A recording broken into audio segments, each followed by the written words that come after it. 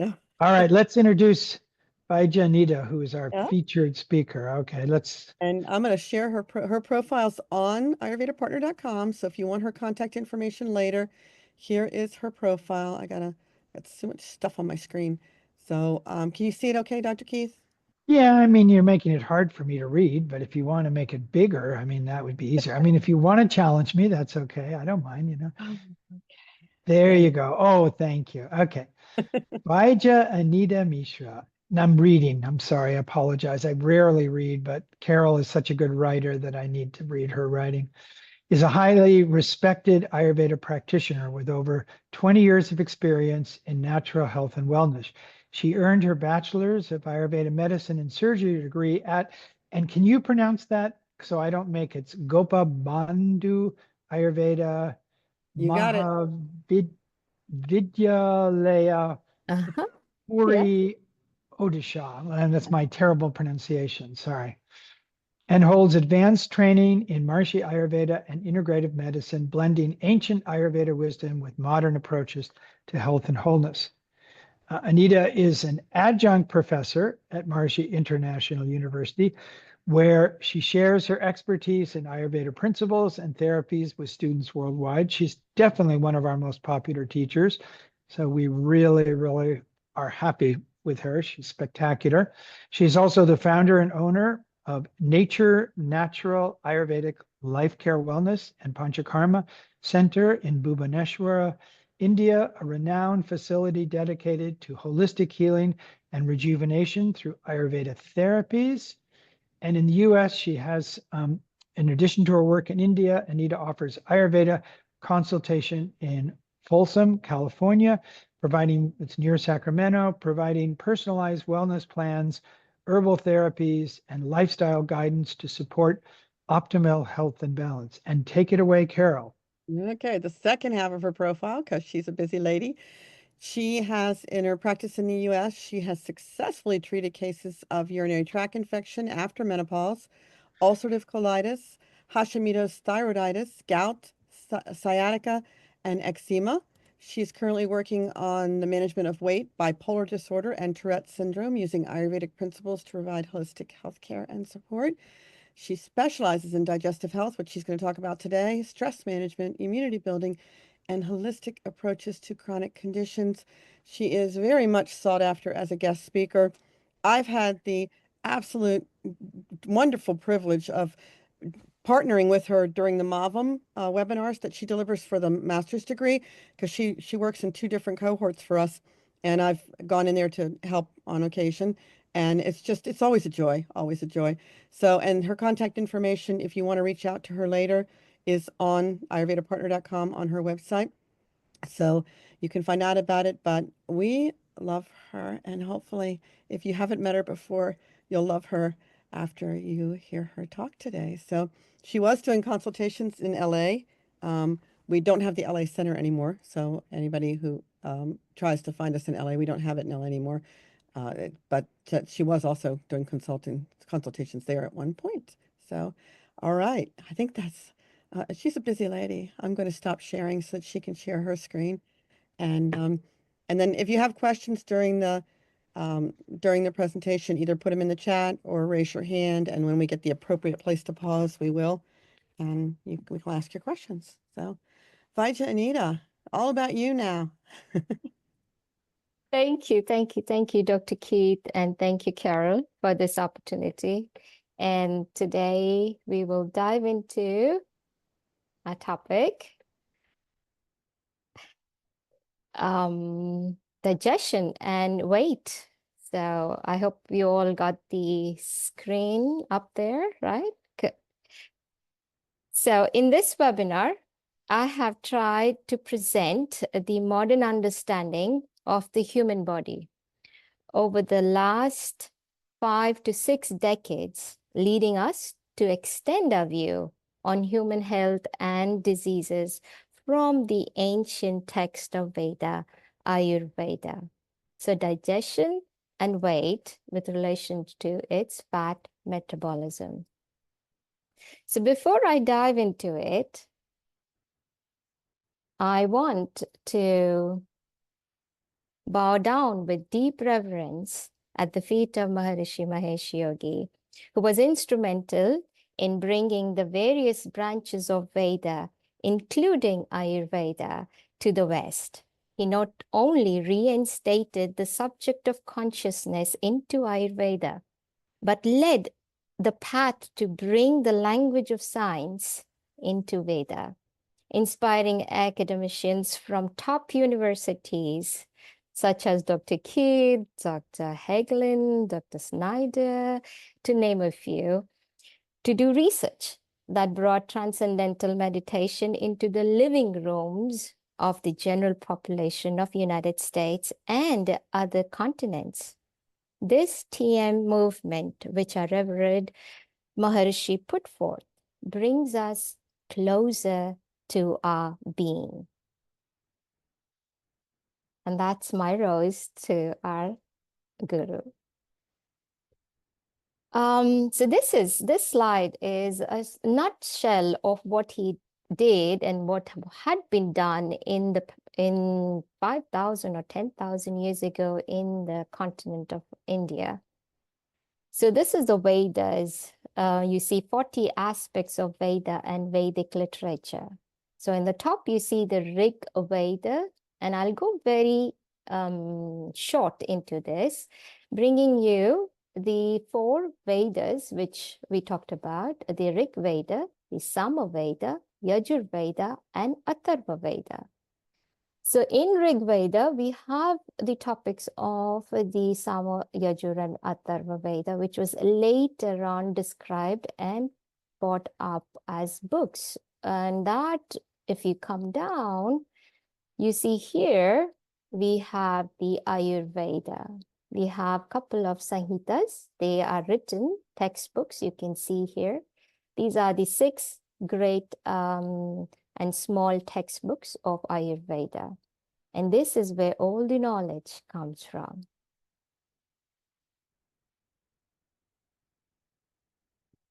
Now, through the lens of Ayurveda, the natural progression of human evolution is Aham Brahma Asmi. This Vedic phase, meaning I am a Brahman, encapsulates the core teaching of non-duality, which Maharishi strongly advocated, where individual self is seen as identical with the universal self, the all-knowing and all-pervading Atma, the unity consciousness. So you see, this is the philosophy of Sankhya, the Purusha, which is the consciousness aspect of, and that merging with the Prakriti, which is the unmanifested self. Now in this, we see, when we look at the yoga community or the TM community, Ayurveda is deeply intertwined intuitively. And so is as many individual clients who walk into my step for Ayurveda are also deeply intertwined with Ayurveda because of their connection to the self. So the Ayurveda knowledge makes sense to these communities because it is beautifully aligns itself with the all-knowing unity consciousness through the regular practice of TM or practicing the 8 principles of Patanjali Yoga, or because of sanskara of the individual.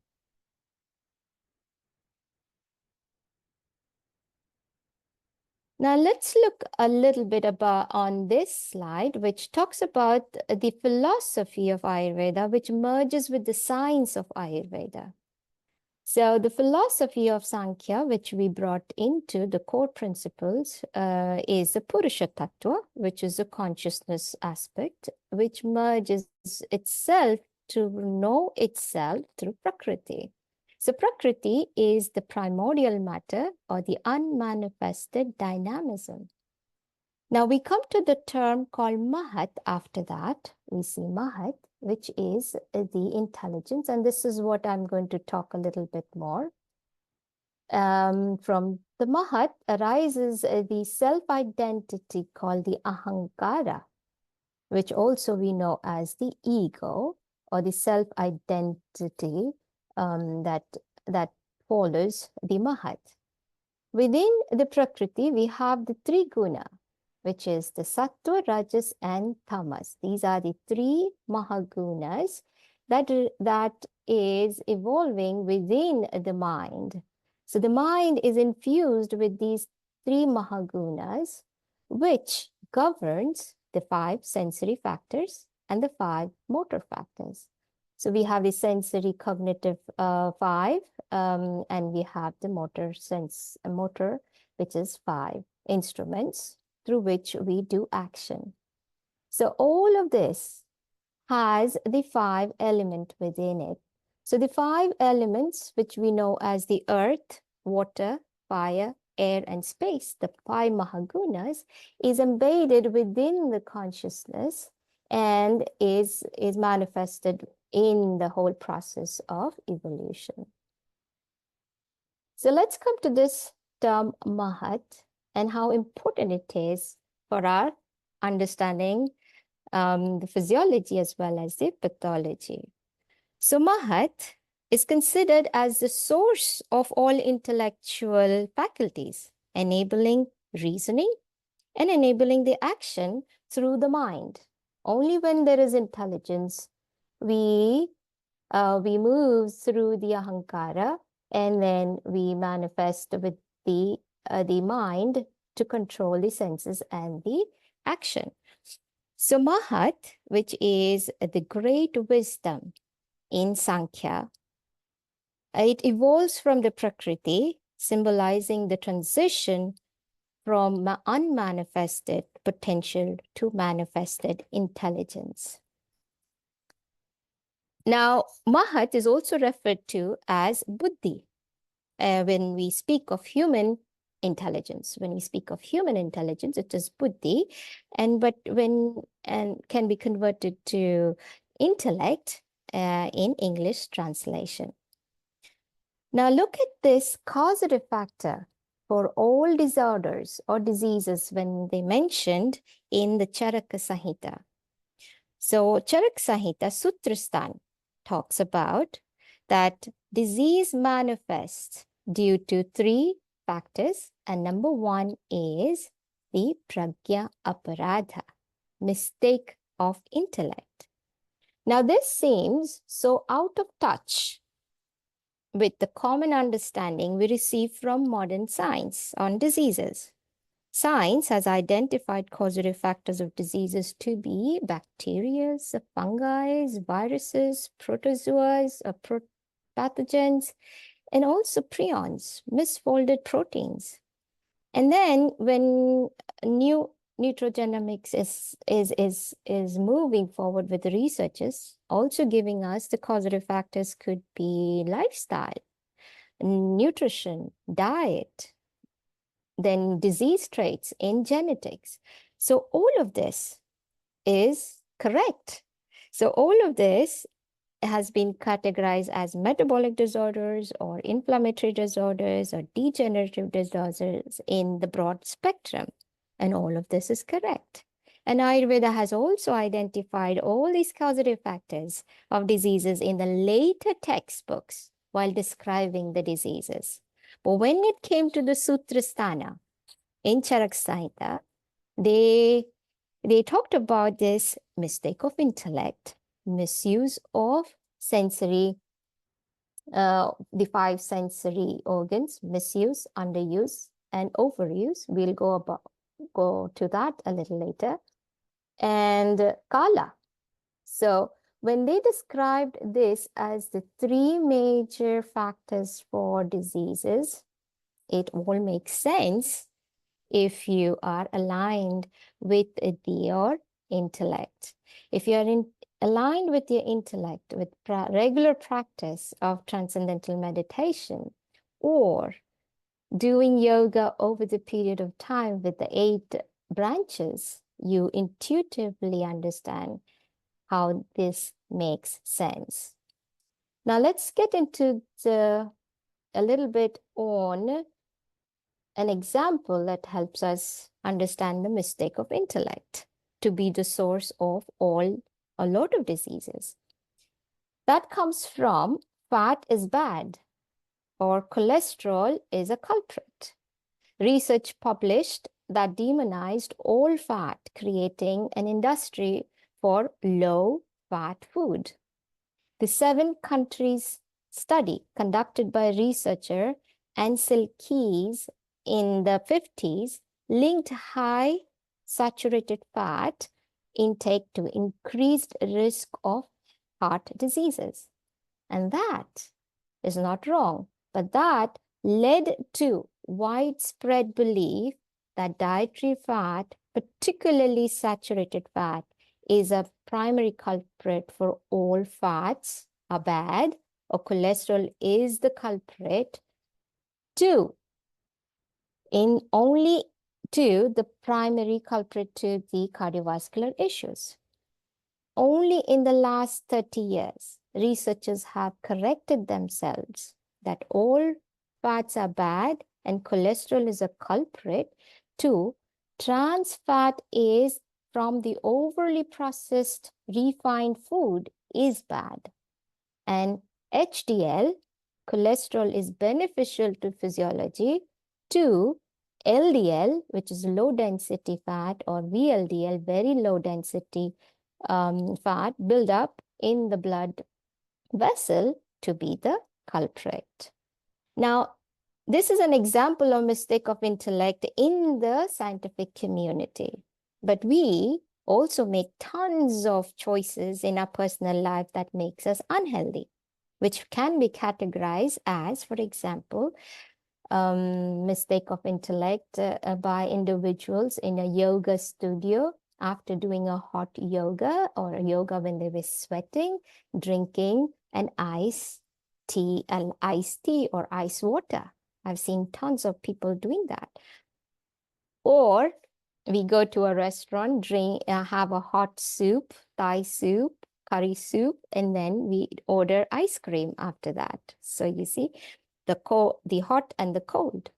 Then snacking in between meals can be a part of our mistake of intellect. Or eating the 3 C's, I call the 3 poison, the cake, pastry, and ice cream after grieving. Like if you have grieving, you are sad, or you have a mood swing, you reach out for these 3 poison. So those are the mistake of intellect in individual. What about the mistake of intellect in our cells? Our cells have intelligence in itself. Let's say a cardiac cell is different than a liver cell. A liver cell is different from our gut cell. What if they lose their intelligence? What happens when they lose their intelligence? That is the mistake of intellect in the cellular level. That is also responsible for the diseases. As I mentioned, the other 2 factors, the misuse, this is called the misuse of asatmya indriyata sanjoga, underuse, excessive use, and misuse of sensory receptors.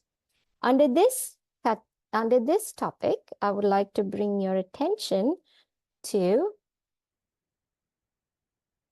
the color. So let's talk about the color. Now, color is a sensation through our eyes, right? It is a sensory organ, and we perceive the colors, different colors. Eyes is also said to be the site of alochaka pitta. And we know, if you are in Ayurveda community, pitta, alochaka pitta is a sub-dosha of pitta. Now, what is pitta? Pitta is the governing principle for digestion, metabolism, and transformation. Now, we do understand the pitta's role in the gut, but what is the role of alochaka pitta in the gut? So the role of pigmentation in our digestive tract is not unknown. We all know the importance of pigments in our diet, but rather disseminated at this point.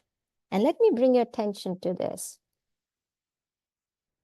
For example, if you look at the left side is a whole carbs, okay, and the right side is refined carbohydrates. Let's say the carbohydrates, we have the whole and the refined.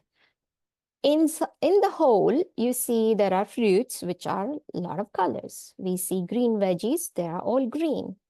And then there are beans and lentils, they are all different colors. The grains are all different colors.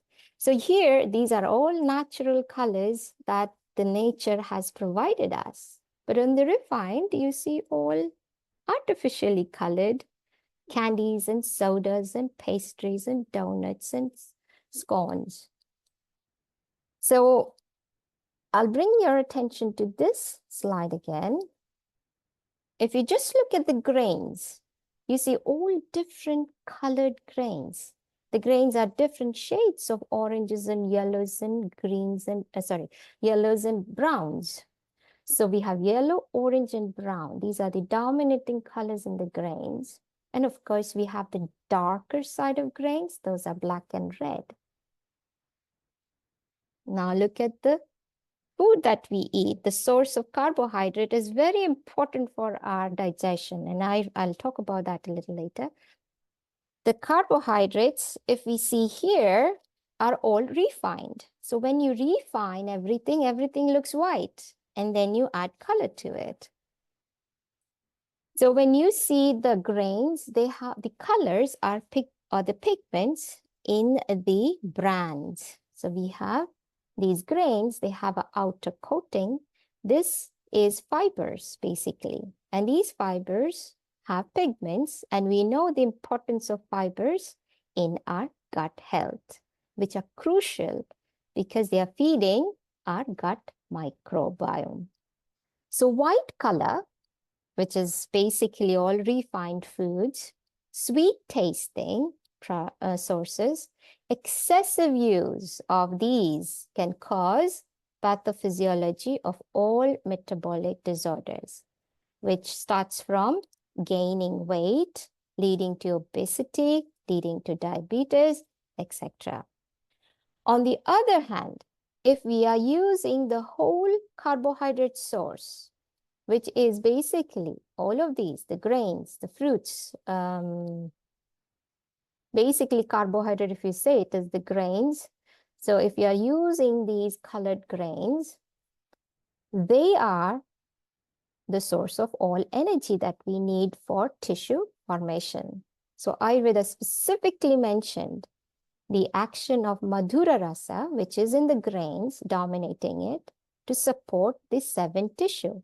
Sarva Dhatu Vardhanam. Vardhanam means increase all the 7 tissues. Balya is strength, responsible for physical, mental, and immune strength. Jivana, sustaining life. Ayusha, promoting longevity. And Stanya Vardhana. Stanya is promoting breast milk in lactating mothers. So we see how important the grains are and how important the color rather than refined. This is another example of how color in our diet.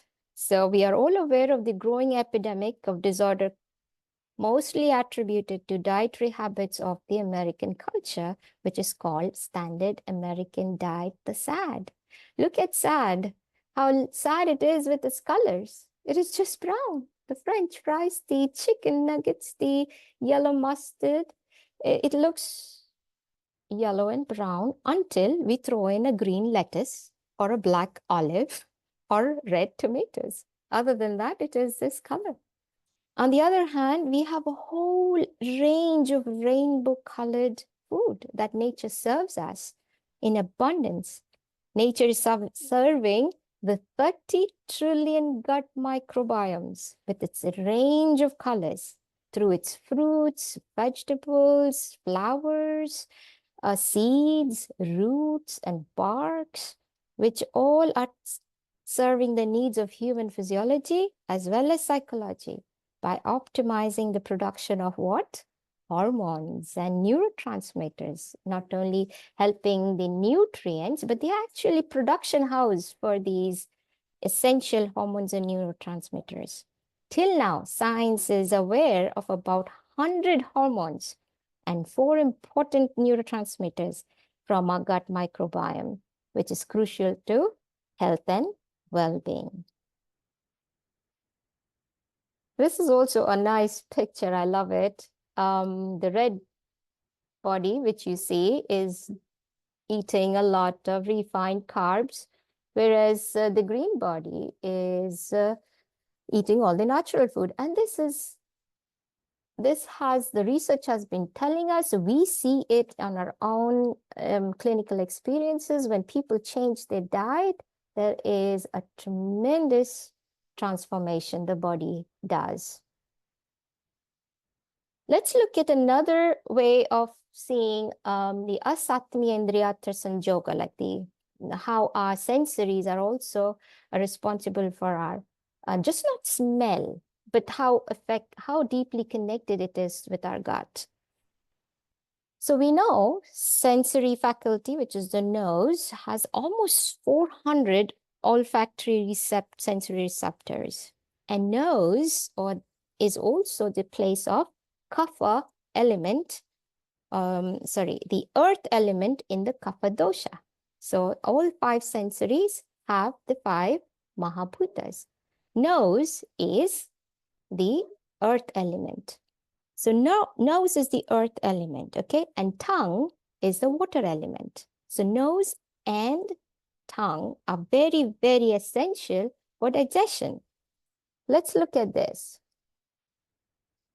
If you actually close the nose and close the eyes of experts in the field of food testing or beverage industries, they are often known as sensory analysts or food tasters.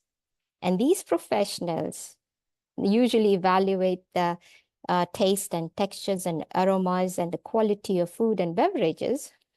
Experiments have shown that when they are blindfolded and their nose pinched, they actually cannot, or they lose their ability to identify what they are eating or drinking, despite the fact that they are tasting. So the tongue is tasting, the palate, the food is in their mouth. But because the nose has been pinched, they lose the ability to identify. That important it is in our digestion. And we are not aware of this. We are not, or very little awareness of olfactory role in our gut health. If you look at this, most of our spices, they are aromatic. Most of the essential oils, who are pockets of intelligence, they have powerful aromas in them. So you see how important it is in our gut health. And the side food is actually smells nothing or has a limited colors or limited tastes, right? That deprives us of our health. Now, the earth, let me bring out the other understanding of earth, nose connection with the earth element. Now, earth, as we know, is where the minerals and the metals are found. So we mine to get all these metals and minerals from the earth. So it makes sense that all the vegetables that are growing from the earth are infused with these earth elements. But when we are bringing these beautiful nature's gift and putting it in the factories and processing it, the factory-made food strips off its color, its odor, its essential nutrients, which means there is no stimulation from our nose, there is no stimulation from our tongue because of these stripping of all these nutrients. So this is just another emphasis on the earth elements. We can see we just not use iron from the blood, but there are tons of minerals and trace minerals that is essential to our body. And when we are not eating a plant-based diet, we are losing out these trace elements. And that is how keep this in mind, because I'm going to talk about the craving that happens when we are not eating the whole food. So these trace elements is what the body is craving, but what we are giving is just not that. So the body is craving more. You are not giving that. But once you start giving what it needs, the craving stops. So this is an important part of understanding our digestion.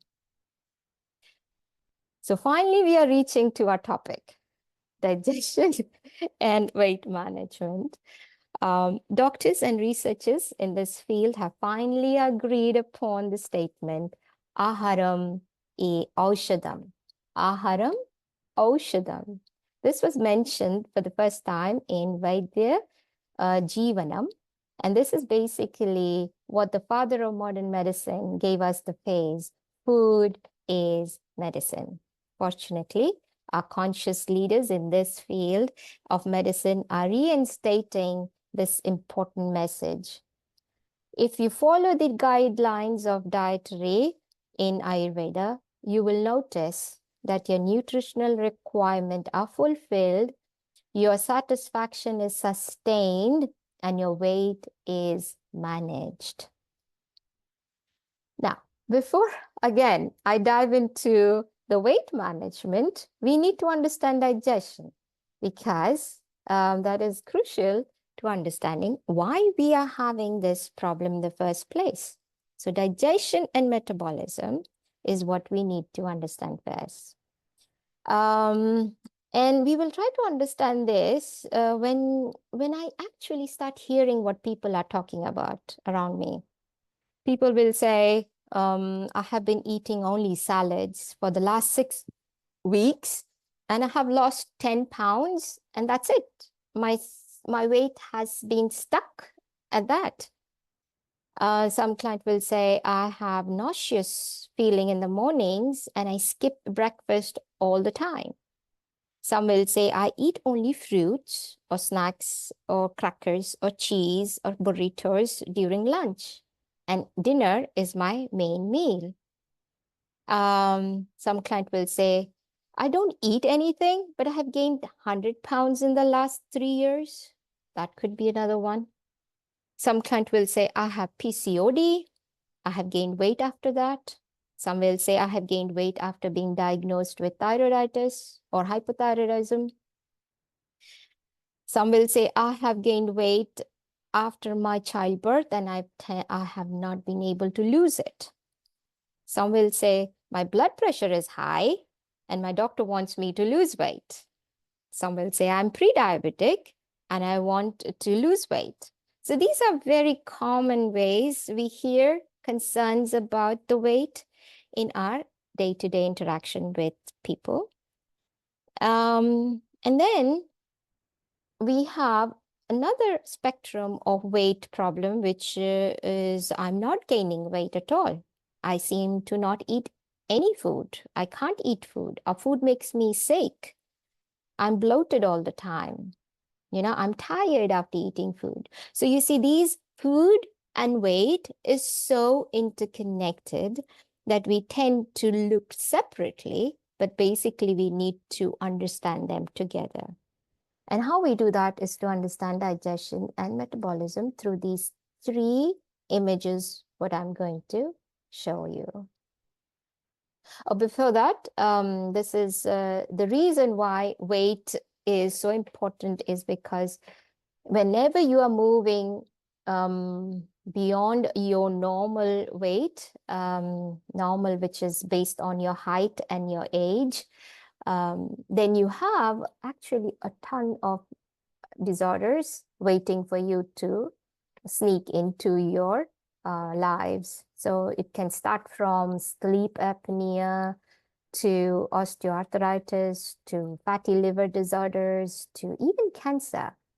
And then there are others like type 2 diabetes, high blood pressure, heart diseases and strokes, high cholesterol, and gallbladder disorders. So these are the top 10 health risk factors, health risk which you are susceptible to when you become obese, overweight or obese. So now let's look into the 3 images of digestion. What do you see here? Look at this fire pit, okay? The fire is uncontrolled. What do you do with this? All you do is to hover around it and get heat. Can you cook in it? No, you can't, because you're going to burn it. And look at this fire pit. You see, this fire pit is small and has a saucepan, which may be cooking a bowl of soup, maybe heating water, or maybe your tea, or maybe a little khichdi, like some vegetables and some grains you put into it, it's going to cook. But it might cook you in 30 to 45 minutes. And let's say if I sneak in a steak on it, a big piece of steak on this, it's going to cook, but it's going to take a longer time to cook. Now let's look at this fire pit. This has a multi-layered cooking trays with various types of food based on the requirement of the heat at each level. So highest on the top is a saucepan, which soups and grains could be cooked. Then you have a middle layer with veggies, and the lowest layer where there are the meats there, right? So the highest doesn't need too much heat, and the lowest needs a lot of heat. And veggies are in medium, right? So now this fire pit is able to cook all 3 of it, and that is called Sama Agni. Sama Agni is an optimal digestive capacity in a human being who is able to digest all types of food in the right time. So this tells us that when Agni is controlled and stable, it can digest all type of foods, right? But if your Agni is low, like this in a saucepan, in this image, and you eat a steak or a meat, what is going to happen? It's going to stay on your gut for a longer period of time. Now, this long period staying or stagnation of these protein, what it does, it alters the gut microbiome. Now, the next day, you're going to feel heavy. You're not going to feel hungry. You might feel nauseated, might feel bloated, or might be both of it, right? So this understanding tells us that if you have low capacity, you need to change your dietary patterns to soups and grainy, small amount of grains and vegetables, since low Agni can actually digest it. This is a small Agni pit. It can digest the small saucepan of whatever you give it. It's going to cook. Similarly, our body is going to, we have to understand our Agni in that way. So we learned that maintaining a good weight ranges, which should range in our entire lifespan. So you hit your adult, and when you are 75, your weight should be in that range. The capacity to move should be 10 pounds. You move less than that or more than that, that is where you are doing something wrong. We need to come back to understand through Ayurveda, right? So what we learned today is that understanding our personal Agni, which is the digestive capacity, based on that, different ingredients have to be included to increase our gut colors and smell in that, the sensory aspects. So different ingredients. And the third one is to follow the dietary guidelines of Ayurveda. Yeah. So the most basic questions that sometimes pops up in our head is the inclusion of fat or exclusion of fat, inclusion of carbohydrate, exclusion of carbohydrate, with weight. right? We all know protein is good, but the fat and carbohydrates are the one that can cause imbalances, right? So the question is how much, which one? Yeah, these are some of the common questions. And the other common questions could be about milk, like, because milk, lactose intolerant people, gluten intolerant people or insensitive. So milk is a big question mark also for weight balancing. So the answer comes from Ayurveda. The answer to the fat is yes. Fat is not culprit. Fat is not bad, as we all now know. It is saturated fats are extremely important for our health. So yes, the fat is important. The fat that comes from milk is also important, which is ghee, which I'm going to talk about it later. But I think in this slide, it's all about milk now. So the milk, should I drink milk? Should I not drink milk? Or milk causes me bloating, or I feel poop after drinking milk. So all of this is a digestive issue, and that can be corrected by simple methods. We add spices to our milk because milk is madhura rasa. It has brungana effect, which means it gives nourishment to all the 7 tissues. A good source of milk, organic milk or raw milk, whatever good source of milk is going to support your health. How you make it digestive is to add spices to it. So here you can see important spices are ginger, cinnamon, cardamom, black pepper, and turmeric, which is amazing way to make your milk simple and digested. You can add double the amount of water to it. Let's say you want to drink a cup of milk. So what you do, you take half a cup of milk, add half a cup of water. So you dilute the milk and then you add the spices to it. That can make it more digested and you can get the benefit from drinking milk. Similarly, yogurt. Yogurt on its own, it's said to be channel clogging. Many weight management clients will say, I have a smoothie with yogurt. No, you are not doing the right thing. Yogurt should be taken as lassi or as buttermilk. Those are the 2 ways which makes it extremely gut friendly. So lassi, you add all the spices to it. That makes it easy to digest. And in sweet lassi, you can add all natural sweeteners like dates, like molasses, like maple syrup, and fruits to make it sweet lassi. So these are 2 ways to drink, not only yummy, but the gut loves it too. And they are probiotics. We come to the fat. All Ayurveda says all cold pressed virgin oils are great for your body. So I recommend everyone to not only use one type of oil. Let's say you just go for sesame oil or just go for coconut oil. You actually bring in all different types of oil: sesame oil, castor oil, mustard oil, grapeseed oil, avocado oil, olive oil. Bring all these non-refined, which means cold pressed virgin oils, and use them in one meal, and in the next meal use something else. Once you get balanced, you can use different types of oil in your diet.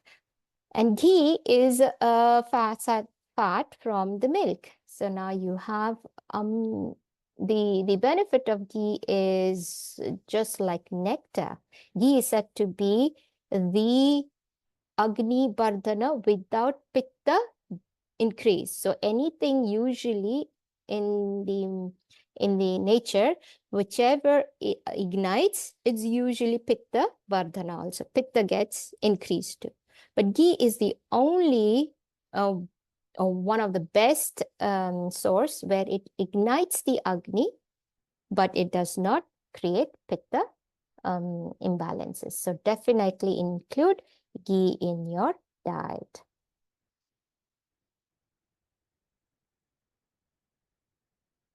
Now, this is where the whole thing becomes easy as well as tricky for our audience, because we are actually not aware of this amazing range and color and taste and texture of food, which comes from millets.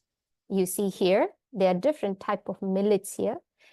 And millets are, if you are a vegan, you know what millet is, because there are tons of recipes now as a vegan source of diet. But it doesn't have to only for vegan. Everybody should have millets, right? So this is a range of for the millets that is excellent in carbohydrate as well as protein source. They're very high in both the sources. And it is low glycemic index. So people with even obesity and diabetes, struggling with weight balancing should go for millet. And the best millet recommended in Ayurveda is barley, B-A-R-L-Y, barley, L-E-Y, barley. That is one of the millet family, and it's extremely beneficial and mentioned in Ayurveda. And here you see the legumes and beans. Now, legumes and beans can be replaced with meat. You do not have to eat meat for your protein source. You actually get everything needed. All the 20 essential amino acids can be obtained from these lentil and beans. So here you go. The plant-based diet will support your carb, it supports your proteins, it supports all trace elements, it supports your gut health. So this is good for your weight management. When the question comes about rice, we know rice as being the main source of carb or carbohydrate in many, many countries in Asia and many other countries too. All cultures depend on the carbohydrate source on rice. But look at this colored rice here, you see. These are not refined. These are actual natural colored rice. And there are like 250 different colored rice. And that is what I recommend my clients to have, because it is, again, low glycemic and supports your carb intake, which is so important for us, and stops us from craving food, which is the biggest hurdle in weight management. Now, the question comes, how much grain should we have? So you see a fist here? So all you do, you take your own fist and take that much rice in your hand, and that is the amount of your daily intake of rice. How beautiful is it, right? Ayurveda is very personalized. And if you look at the different views on diet, you have the keto diet, you have the paleo diet, you have the Atkins diets, which are always telling you to remove carb or reduce carb. So you do have a question, do I take carbs or not, and how much? So that is your amount of carbs you should intake. So Atkins actually is very close to what Ayurveda recommends in the consumption of carbs. Atkins says around 50 to 80 grams.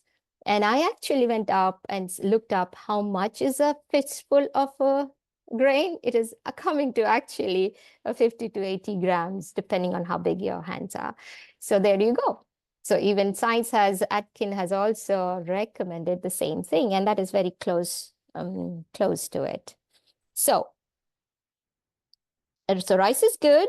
Colored rice is the best one to go for.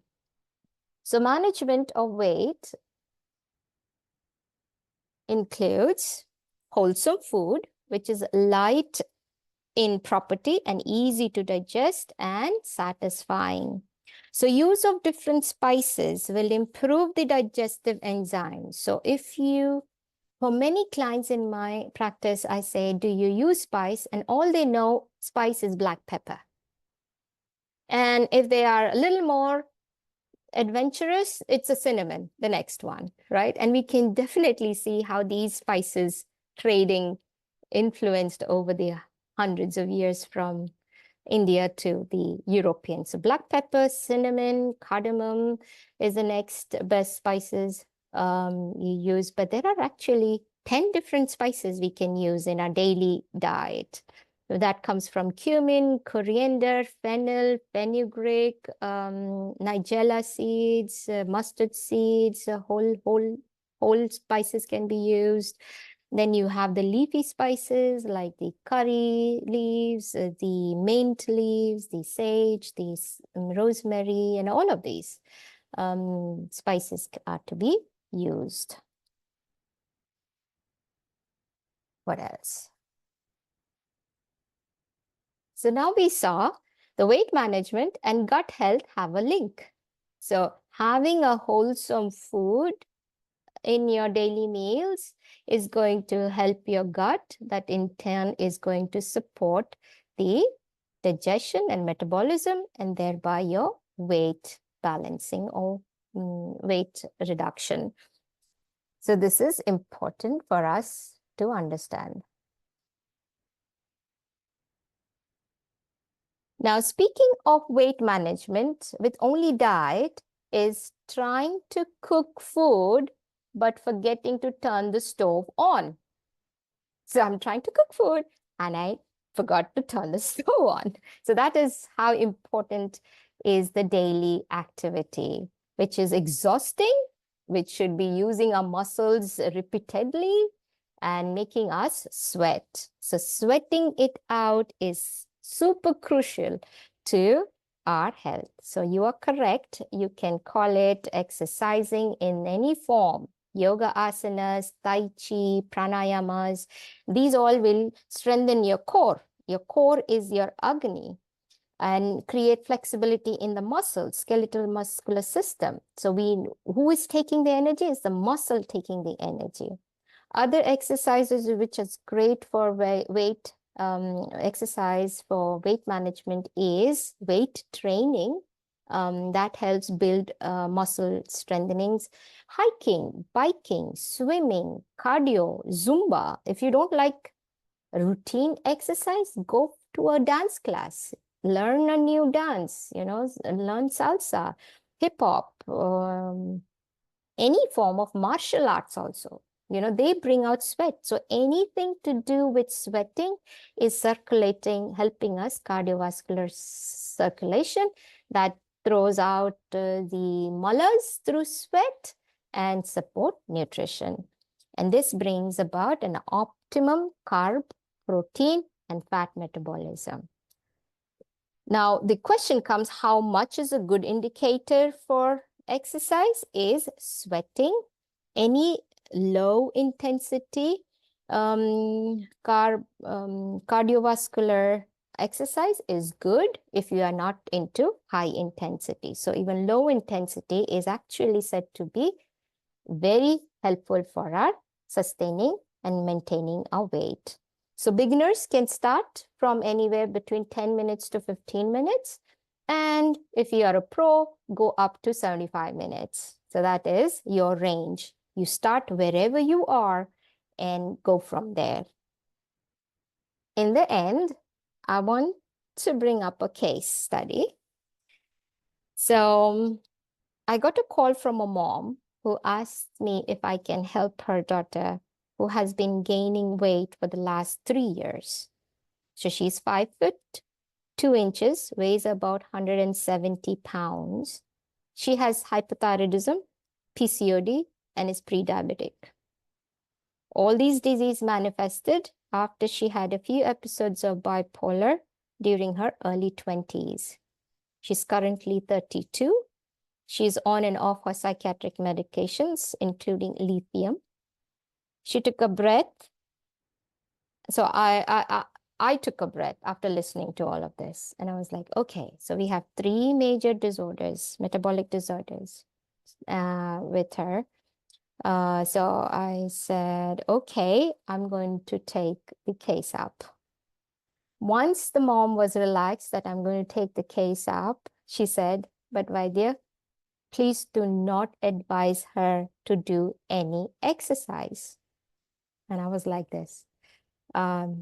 And I said, why? Then mom said that she will reject you and stop and drop off the treatment, which means she has been not engaging in exercise no matter what. And she has dropped off treatment before. Now, it's like trying to cook without turning the stove on, right? And I had never done that before. But seeing the mom's plight and her request, I didn't know what to do, but all I said, I will try my best. So I recommended her 14 sessions of Nasya and 14 sessions of Shali Shastika Pindasvaida. So if you are not aware of that, it is basically what it does, it makes the clients lie down and we put a certain herb and then we make a bolus and we create sweating in the body. So it is Snehana Svedana together. So basically we are creating sweating by putting heated bolus on our body. 14 sessions of each. And I told her, all you have to do is come to the center and lie on the table. Can you do that? And the client was very happy. She said, okay, let the 2 therapists do the hard work. All I do is sleep. Now, this is a picture she sent me after those 20, I think she did some 21 sessions.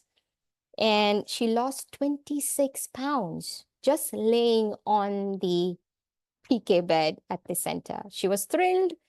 After that, the client was motivated to enroll herself with a personal yoga teacher, and she started doing yoga and she lost 10 more pounds more. And she is doing more therapy to get rid of all her other metabolic disorder and extremely happy by just laying down and losing so much weight. So with that, I thank you for giving me the opportunity, Carol and Dr. Keith, for gracing us, gracing me, and supporting the work I've been doing at MIU and with my clients. So thank you so much. It is my great pleasure to always hear you speak. And I love how you, in the end with your client, you made Ayurveda fit the person, all the way down to not wanting to exercise, and you brought her great results. And it's a special practitioner that can do that, because there are people out there that are practitioners that are so stuck in that you have to do this. If you're not going to do it, I can't help you. And you said you figured out a solution that would work for her that led her to where she needed to go. So that's a great case study that you did. And I have to say, I like powdered triphala better than the pills. And anybody who knows, powdered triphala tastes terrible. So I mix it in carrot juice when I take it, because carrot juice seems to mask some of the bitterness. But I think when I take it next, I'm going to blindfold myself and pinch my nose just to see, just to test that. So thank you, Vajja Anita. It was a lovely talk. I learned a lot. Anybody has any questions? There is someone put in the chat that it was a great example of using logic as a practitioner. Yes, it was. I agree, Alicia. Anybody have any questions? Dr. Keith? Yes, thank you so much. That was a great lecture. Wonderful. Really enjoyed it. Wonderful. Yeah, I love all of Vajja Anita's lectures because she ties everything back in and puts that human level on that instead of speaking high level. You manage to resonate the knowledge with each of our lives. And that's where it really matters, is that can you get to us? Can you make us change? So I'm going to be doing my triphala with my nose pinched from now on. And I'll think of you every time I do it. But Porchelvi, I hope I'm saying your name right. You have a question? Yes. So Carol, when growing up as small children, when my mom used to give, we used to make Oma Kashaya, which is like a kashaya made of ajwain. And she would, hold her nose, pinch the nose, and just down it. I think I'm going to have a taste test with my 2 grandsons there. They're 8 and 11, and I'm always teasing them. So I think I'm going to blindfold them and pinch Yeah. their nose and just have a little taste test to see what they think about it. It'll be a fun little game to do with them. Yeah. Yeah. So, but did you have a I question too, Pratelvi? Yes, I actually had an aha moment, Vaidyanita, when you were talking about the colors Mhm. and the Alochaka Pitta. So, and the Pitta, I mean, Pitta in the digestive system versus Pitta everywhere else, right? So what we say as allergies, right, like Mm. food allergies, are probably Pitta in the various tissues, right? Various cells, probably. And but by not taking the colors of the nature, but then the artificial colors in foods, Mhm.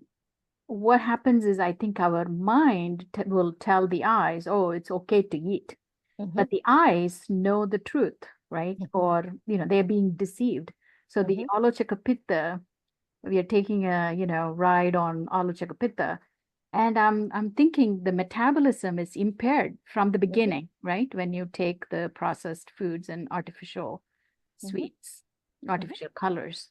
Right. So, that was an aha moment for me. I never thought of this eyes processing the color, and the eyes know when you eat that it's not real food.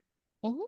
Absolutely. If you look at the animal kingdom, dear, like, a dog, when its stomach is bad, it wants to vomit, how it goes and finds the grass it needs to eat. The mother didn't teach. We have puppies, from breeders who've been taken away, never been taught by their moms. But the point here is you're correct. So our body, our intelligence know these, which is food and which is not. It is a mistake of intellect.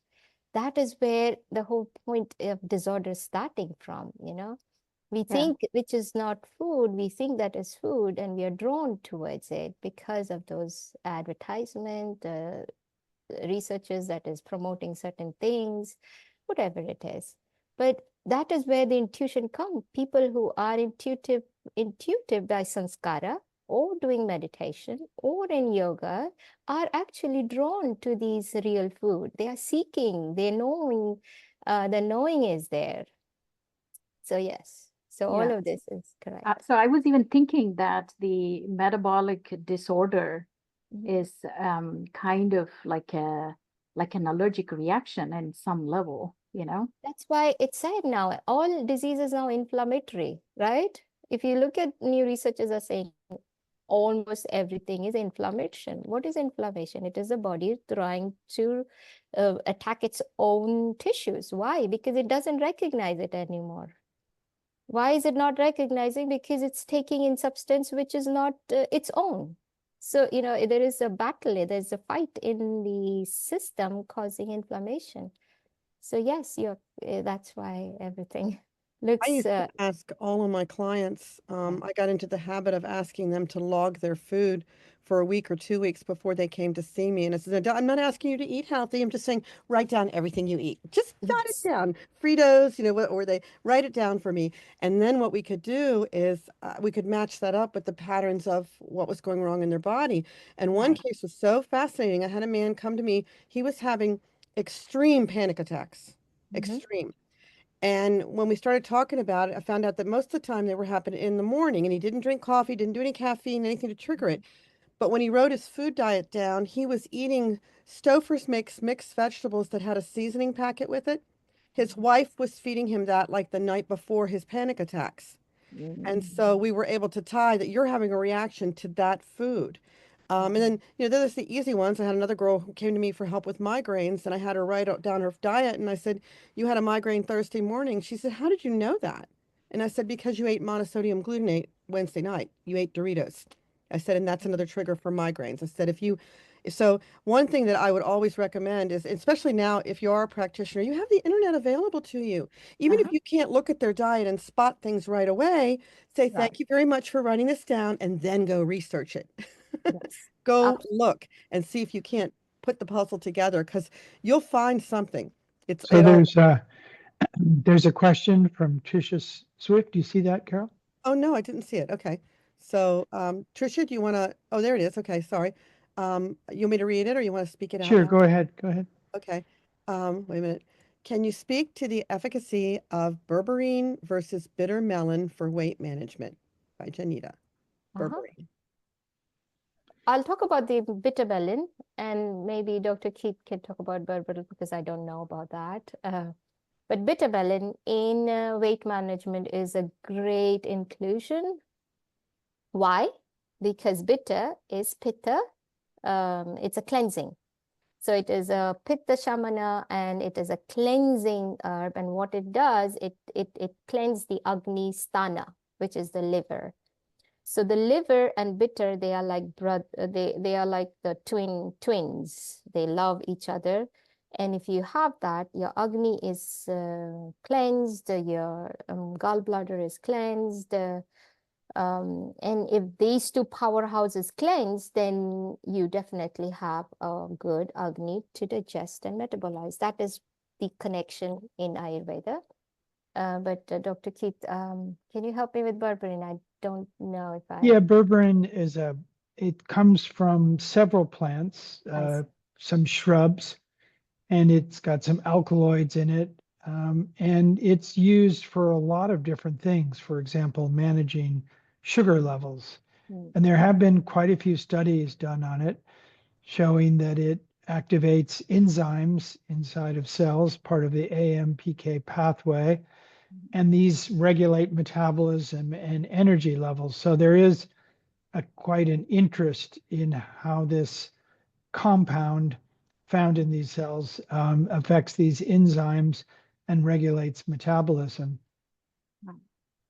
So this is basically an alkaloid, and bitter melon is a whole food, like whole food. So if you have access to whole food, always go for the whole foods rather than the alkaloids. I always would recommend whole food versus, but if you're not able to have access to it, that's when alkaloid is the next choice. Here's a question I have.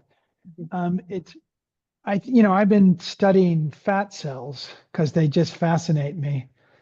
And, there's several books out there that are suggesting that, when we overeat, we have too many calories, then this puts a strain on the fat cells. And the fat cells are quite interesting because they do secrete hormones like leptin and they help regulate insulin. They have all kinds of different hormones and cytokines that they affect. And one of the concepts is that as the cells become kind of stressed, if you fill up a fat cell with too many calories, then this leads to inflammation. And the inflammation then is kind of the basis for all kinds of problems in the physiology. So, it's not, there's enough research to support this notion, but it's definitely come up in terms of, popular science, people sort of trying to interpret it. Now, that's sort of the scientific view. I know, Ayurveda has its own view on the tissue fat. And I just wonder if you could explain that. How does Ayurveda, view fat as a tissue and how you affect it through food?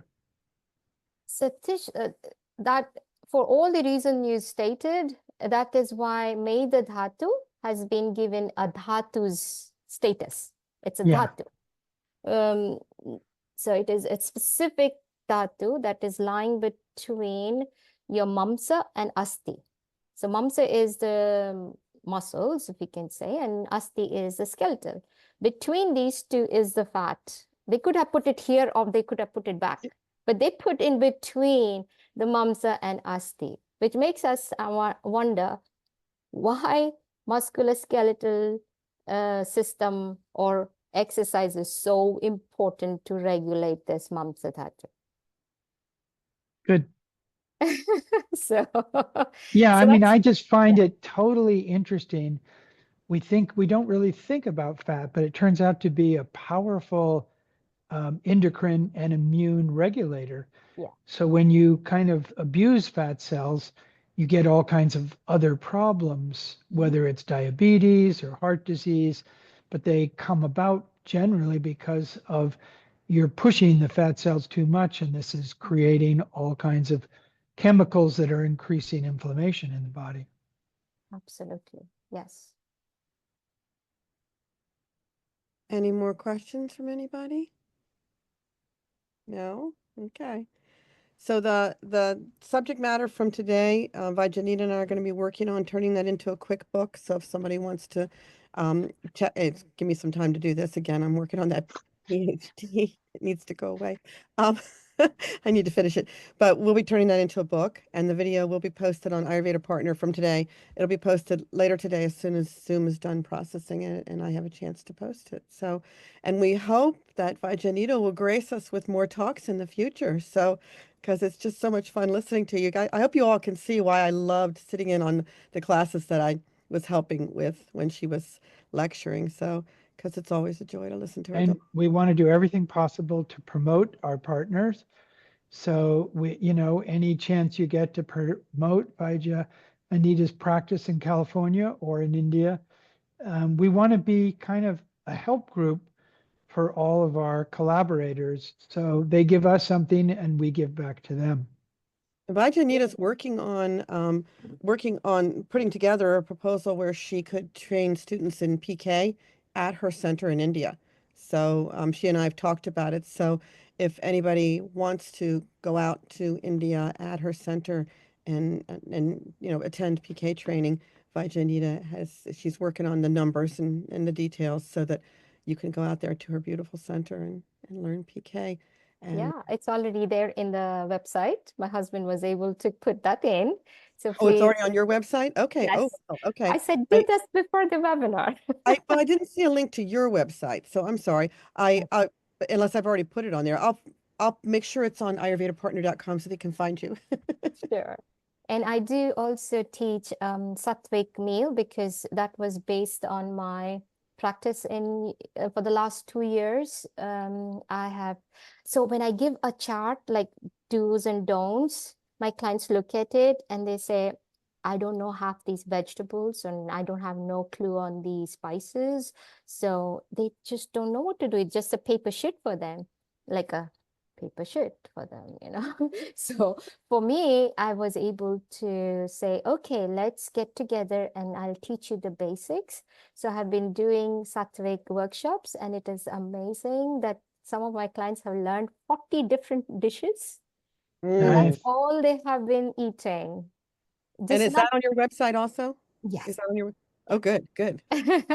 So they have been, yes, sir. Alicia has her hand up. Thank you. Yes. Are any of those workshops available online? Yes, that's what I have been working on now, dear. Okay. That's my next progress.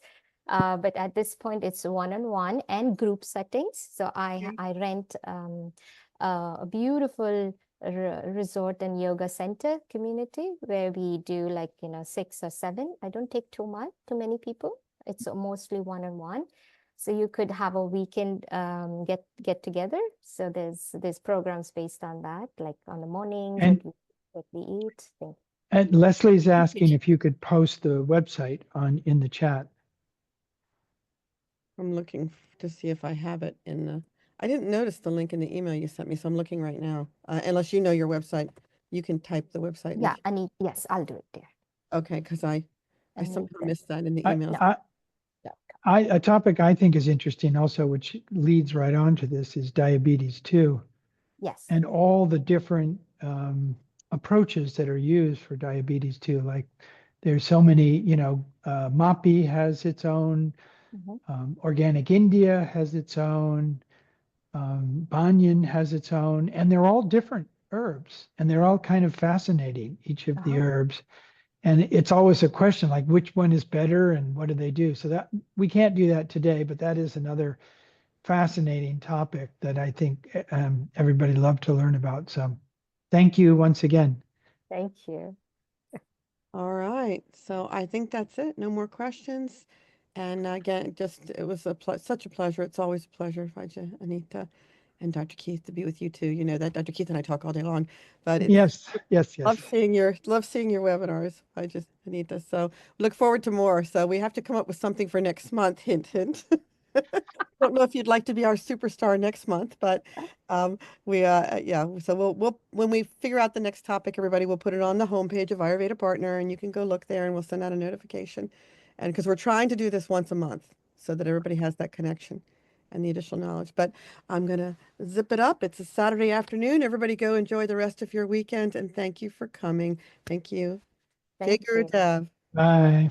Bye.